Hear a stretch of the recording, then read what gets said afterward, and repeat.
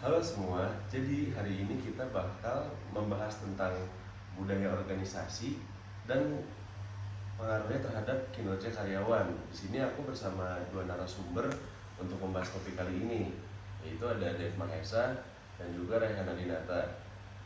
Oke, untuk pertanyaan pertama ya, apa sih budaya organisasi itu dan mengapa budaya organisasi penting dalam keberlangsungan suatu organisasi? Dari Dev Mahesa dulu. Oke, menarik sih. Budaya organisasi itu sebenarnya apa sih akhirnya? Budaya organisasi itu kalau menurut aku pribadi ya, akhirnya itu sebuah budaya yang tercipta dari bagaimana organisasi itu berjalan selama berpuluh-puluh tahun atau bahkan berabad-abad gitu. Karena kalau ngomongin organisasi akhirnya itu apa sih organisasi itu sebenarnya? Organisasi kan sebenarnya itu tarikannya adalah eh, sebuah struktur gitu yang akhirnya yang berjalan secara terorganisir gitu. Akhirnya kalau ngomong budayanya itu ya akhirnya tuh alur komunikasi yang jelas dan bagaimana sebagainya gitu, bagaimana budaya kerja. Kalau ngomong budaya kerjanya mungkin akan beda-beda sih, tapi kalau budaya organisasinya menurut aku sih akhirnya itu alur komunikasi yang jelas dan terorganisir, itu budaya organisasi yang paling relevan kayak menurut aku. Oke, bagus. Kalau dari Rehan sendiri apa?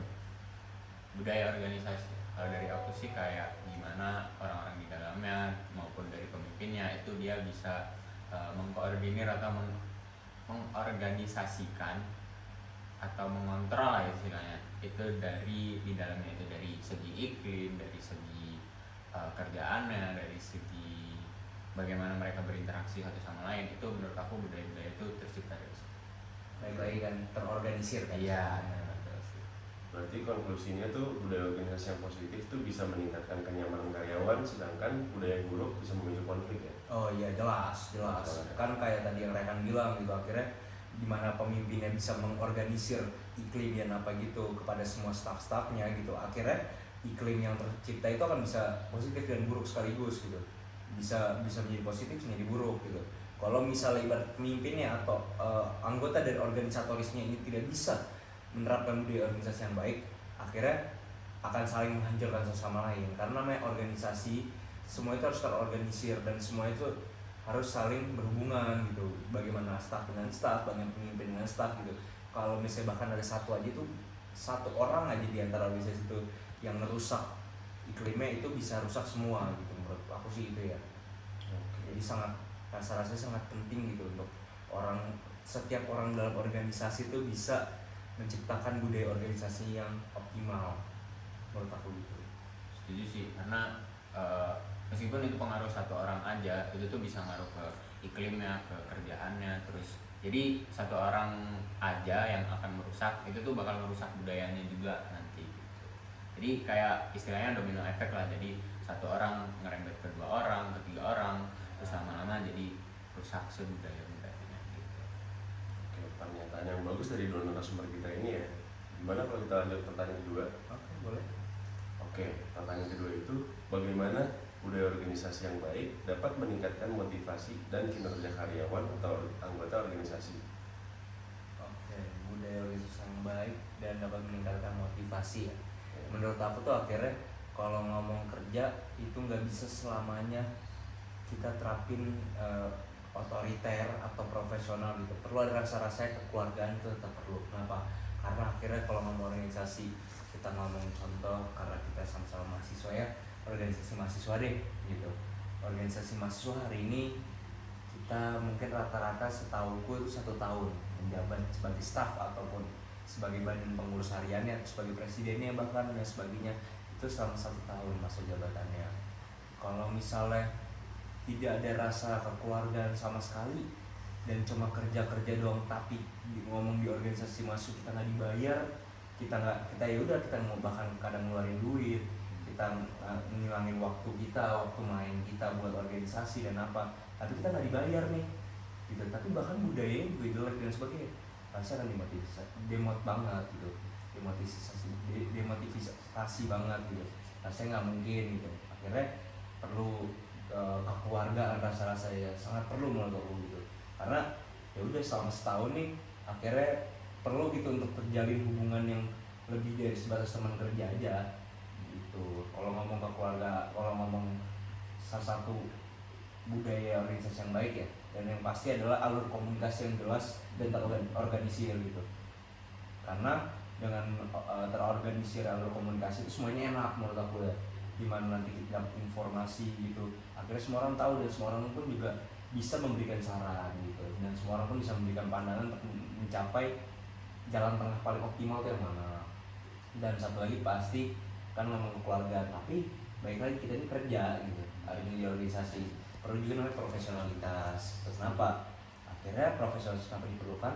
Karena menurut aku tuh kalau misalnya profesional ya akhirnya kita jangan ngebebanin teman kita lah gitu. Akhirnya kita dikasih job desk, kita dapat job desk sesuai kapabilitas kita ya harus profesional untuk ngerjain gitu. Jangan karena mungkin kekeluarganya udah nyaman kayak gue mager gitu, lu aja dah, gue mager, kan rasa-rasanya gak etis gitu. Akhirnya lu dikasih job desk tapi lu malah ngelempar ke orang lain gitu. Dia perlu profesionalitas tetap itu.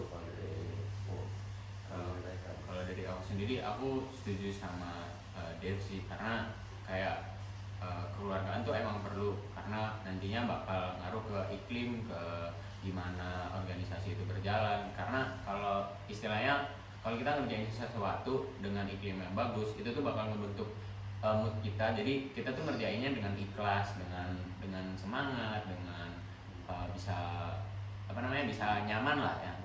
Kekeluargaan itu bakal bikin rasa nyaman. Nah, tapi juga diiringi sama profesionalitas yang bagus. Karena kalau kekeluargaan aja nanti ya kerjaannya nggak bakal oke gitu. Karena kita terlalu fokus, terlalu nyaman, terlalu ya kita terfokusannya sama kekeluargaannya. Jadi kita kebanyakan ngobrol, banyak ini. Jadi perlu hal yang seimbang dari kekeluargaan sama profesionalitas agar kepentingan-kepentingan yang berjalan di organisasi itu nantinya bakal jalannya nyaman tapi juga tetap oke. Jadi ya harus disabilin lah itu loh. Akhirnya kalau ngomong studi kasus mungkin ya di mana nanti kekeluargaan dan profesional yang gak seimbang gitu. Mungkin pernah ada studi kasus tuh kekeluargaannya jauh lebih ditekankan. Akhirnya apa? Contoh secara di jarkoman, secara di briefing harusnya datang jam 7 pagi gitu. Tapi karena kayak kekeluargaan kayak ya udahlah santai juga kan mereka gitu. Datangnya ngaret jam 8, bahkan ada juga kan jam 9 kayak datang kayak ya udah sih paling cuma dibilangin dibacotin doang gitu, nggak akan kenapa-napa gitu. Akhirnya nggak ada pressure juga gitu, karena menurutku tetap perlu ada pressure gitu, nggak mungkin akhirnya dilepas gitunya tuh. Itu mungkin studi kasus akhirnya kekeluargaan yang lebih dioptimalin gitu, padahal harus diselaraskan dengan profesionalitas gitu. Orang ada yang ngaret, kalau ngomong profesionalitas yang ditekanin banget ya akhirnya ya nggak nyaman iklimnya sebenarnya. Jadi tetap gitu kalau ngomong budaya organisasi yang baik itu menurut kita berdua ya, mungkin dari tadi aku tarik omongannya Rehan juga, akhirnya itu adalah kekeluargaan dan profesionalitas yang setara gitu. Akhirnya bisa diselaraskan gitu, bisa berjalan secara bersamaan. Itu adalah budaya organisasi yang baik. Karena kalau ngomong balik lagi tadi sempat ngomong aku juga, komunikasi yang jelas itu tercantum juga dalam profesionalitas itu pasti tercantum. Jadi akhirnya kalau ngomong intinya adalah ya udah dua itu tuh. Menurut aku dengan dua itu organisasi akan berjalan lancar dan nyaman. Akhirnya kekeluarganya ada dan profesionalitas ada dan berjalan secara selaras. Itu sih dari Lain cukup. Udah sih, karena udah terlalu. Oke. Terlepas dari profesionalitas kekeluargaan dan komunikasi yang baik, apa sih dampak dari budaya organisasi yang buruk atau tidak sehat terhadap kinerja tim? Banyak sebenarnya. Akhirnya kalau misalnya dampak budaya organisasi yang buruk gitu, akhirnya kalau ngomong organisasi yang buruk sebenarnya kayak yang aku bilang tadi gitu, kalau akhirnya satu lebih timpang tindih nih dibandingkan di antara kekeluargaan dan profesionalitas, itu adalah tumpang tindih. Menurut aku pribadi itu cukup buruk gitu, karena akhirnya banyak yang tidak dilihat gitu. Kalau keluarga akhirnya kurang profesional, kalau profesional akhirnya kurang kekeluargaan gitu. Dampaknya banyak yang buruk. Satu ya baik lagi bisa terjadi kalau ngomong di jangka pendeknya itu bisa banyak konflik lah terjadi. Dampak buruknya budaya organisasi yang buruk nggak cuma yang bagi aku bilang, ada kayak contoh kalau komunikasi kurang jelas, atau kayak ya udah ada yang egois sendiri ibaratnya ada parasitnya lah di antara organisasi ini, karena menurut aku nggak boleh akhirnya semua harus berjalan secara setara dalam organisasi secara bersamaan gitu. Kalau ngomong dampaknya balik lagi konflik bisa gitu antara staff dan sebagainya, dan kalau misal ibaratnya cuma profesionalitas gak ada kekeluargaan, akhirnya udah menurut aku kalau terjadi konflik, padahal konflik itu kemarin jangka pendek ya, tapi itu akan berkepanjangan. Kenapa? Karena kurangnya rasa kekeluargaan untuk menyelesaikan permasalahan konflik tersebut gitu. Terus juga kalau ngomong jangka panjang itu, kalau ngomong organisasi secara umumnya, akhirnya itu perlu namanya loyalitas juga akhirnya untuk ada di organisasi tersebut gitu, untuk mau kasarnya mengabdi untuk membantu meningkatkan organisasi tersebut gitu. Terus juga ada perlu, kalau ngomong jangka panjang juga ngomong ibarat orang kerja nih dalam sebuah organisasi 5 tahun gitu, perlu produktif dong akhirnya. Jangan kalau budaya buruk, rasa-rasanya pasti produktivitasnya pasti akan menurun sih menurut aku gitu. Dan tadi ngomong loyalitas, hilangnya loyalitas lah pasti kalau bisa budaya buruk. Akhirnya kalau ngomong dibandingkan nih, akhirnya dia dapat pekerjaan lain dengan gaji yang sama, dengan kemungkinan budaya yang lebih baik gitu, pasti dia akan milih kayak gitu dibandingkan tempat kerja sekarang. Kenapa? Karena ya orang udah males aja di situ sih dengan budaya yang buruk, dengan tarikan dari kalau mau nyampe dengan konflik dengan orang, tapi karena profesional ditekankan nggak bisa diselesaikan dengan kekeluargaan, karena jangka panjangnya terlalu banyak gitu. Itu berefek pada hilangnya loyalitas. Udah cukup. Menurut aku sih gitu sih, banyak sih sebenarnya akhirnya kalau ngomong organisasi budaya bisnis yang buruk itu gimana, itu cukup banyak gitu menurutku. Akhirnya kayak sebatas, tapi kalau ngomong lebih rinci lagi, sebenarnya budaya bisnis yang buruk itu sebenarnya dua itu doang. Akhirnya dia terlalu optimal di kekeluargaan, dia terlalu optimal di profesionalitas gitu, atau nggak selaras, atau bahkan ibaratnya tidak memiliki salah satu itu akan jadi budaya kerja yang buruk gitu. Karena kalau ngomong jadi nggak profesional nih, akhirnya contoh bendaharanya nih di dunia, bendahara umum, akhirnya dia megang uang, karena dia nggak profesional dia akan ambil uangnya, dia akan korupsi gitu karena nggak profesional. Atau mungkin karena ya udah dia profesional tapi dia nggak kekeluargaan gitu, akhirnya bendahara umumnya dia ngambil secara sedikit gitu, karena dia nggak mikirin banget gitu temen-temennya kerja capek-capek gitu, biar selama dia nggak ketahuan atau apa dia akan ngambil gitu, karena apa, kekeluargaannya kurang gitu. Tarikan intinya dari situ aja sebenarnya, itu aja sih. Lo gimana? Kalau dari aku sendiri itu cukup terwakilkan juga, karena pada intinya ya itu tadi, antara profesionalitas sama kekeluargaan tuh harus berjalan dengan lancar. Itu tuh salah satu kunci biar budaya dari organisasi itu gak buruk lah istilahnya. Budaya yang sehat itu tercipta dari dua itu. Nah, kalau salah satu aja timpang, itu pun juga bisa berpengaruh ke budaya yang gak sehat juga. Nah, contohnya kayak aku salah satu contoh yang di luar Dave tadi, itu mungkin pressure ke anggotanya, tekanannya. Jadi kayak orang-orang yang kerja di salah satu organisasi yang gak sehat, itu pasti ada pressure-nya, karena mungkin keluarganya kurang banget, jadi mereka ditekankan untuk serius banget, terus jarang ada obrolan antara atasan dan bawahannya atau staff dengan staff. Itu tuh juga salah satu yang berpengaruh. Kayak simpelnya kayak yang aku bilang tadi, orang terlalu serius dan berpengaruh ke mood, itu juga kayak ngejalinnya nggak ikhlas. Itu kan juga bisa salah satu dampak buruk ya, karena pressure ini bisa arahnya ke stres, dan stres bisa ke depresi, dan pada akhirnya dia nggak bisa menyesuaikan dengan kinerja di organisasi itu tuh salah satu hal-hal yang menurut aku awalnya simpel, dengan sekedar nggak ada obrolan atau tekanan yang cukup tinggi yang nggak dioptimalin buat masing-masing orang. Itu tuh hal yang simpel tapi nantinya bisa berdampak buruk. Nah, sama halnya kayak yang dibilang Dev tadi, kayak sesimpel mungkin aku tarik dari contoh lain, kayak bos yang gak mentingin profesionalitas. Jadi orang bilang yang kayak oh udah santai aja, kan kita juga keluarga di sini, kerjainnya nanti aja. Nah itu kan nantinya bakal ngefek ke deadline-nya makin mundur, dibilang mundur, akhirnya kerjaannya nggak beres.